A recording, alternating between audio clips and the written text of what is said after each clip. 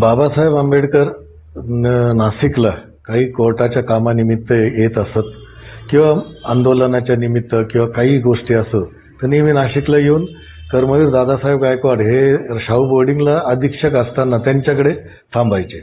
एक दिवस दादासाहेब नेहमीप्रमाणे आंघोळीला जात होते गोदावरी नदीवर. तर तेव्हा बाबासाहेबांनी पण हट्ट धरला का मी पण येतो तुझ्याबरोबर आंघोळीला भाऊराव.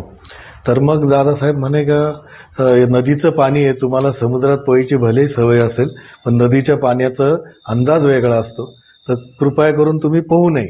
पण बाबासाहेब त्यांच्या पुढे ऐकलं नाही. त्यांच्या बाबासाहेबांच्या हट्टापुढे दादासाहेब त्यांना घेऊन गेले नदीवर.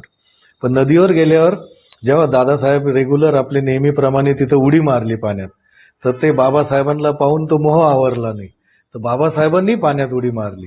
पण नेमकं ते वाहतं पाणी होतं आणि तिथं काही खडक असल्यामुळे खाली तिथं चक्र तयार झालं पाण्याचं आणि बाबासाहेब नेमके त्या चक्रामध्ये अडकले आणि त्या अक्षरशः गटांगळे घ्यायला लागले. तर त्यांनी जोरात आवाज दिला बाबासाहेबांना भाऊराव म्हणून. तर भाऊरावांना तर गांभीर्य लक्षात आलं का बाबासाहेब बुडतात. ते खूप जोरात पोहत पोहत तिथे आले. बाबासाहेबांना अक्षरशः खांद्यावर उचललं आणि पोहत पोहत बाहेर नेलं आणि बाबासाहेबांना झोपून त्यांच्या पोट दाबून वगैरे त्यांच्या पोटातलं पाणी बाहेर काढून तेव्हा बाबासाहेबांना नवीन जीवदान दिलं. तर ते भाऊरावांनी जी तत्परता आणि ती कुशलता त्यांची ती दाखवली, त्याच्यामुळे बाबासाहेब आपल्याला खूप काळ भेटले. नाही तर बाबासाहेब आपल्याला खूप लवकर या जीवनात सोडून गेले असते.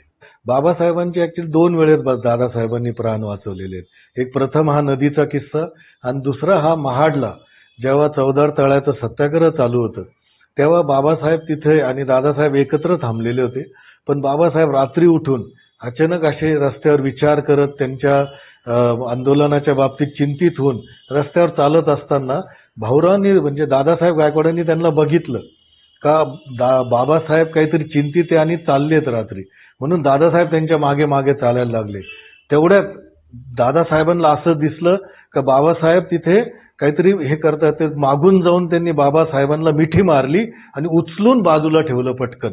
तर बाबासाहेब म्हणे काय झालं, तर त्यांनी दादासाहेबांनी दाखवलं का तिथे रस्त्यात भला मोठा नाग असा फणा काढून बाबासाहेबांच्या अक्षरशः 2 फुटाच्या अंतरावर होता आणि बाबासाहेब त्याच्यावर पाय देणारच होते.